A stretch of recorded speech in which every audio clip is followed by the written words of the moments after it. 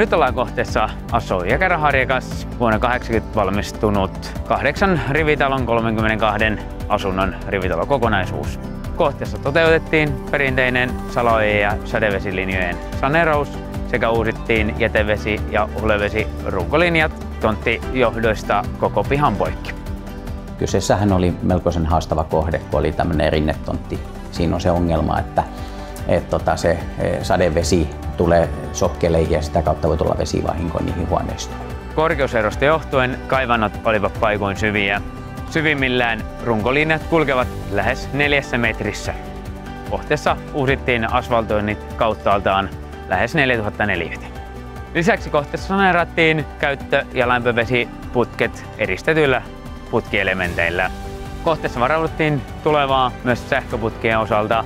Asuntoihin putkitettiin valmius uusille syöttökaapeleille ja datakaapeleille. Yhteistyö oli ihan hyvä ja sujuvaa siinä sitten. Kaikki asiat, mitä oli luvattu, niin toteutus. Kyllä mä pystyn ihan suosittelemaan tasarakennusta siinä, että tosi hyvää ammattitaitoa kyllä heillä. Ja sitten täytyy kyllä nostaa hattua, että sähköposti ilta myöhään, niin siellä vastailtiin, että täytyy sanoa, että ihan hyvin meni.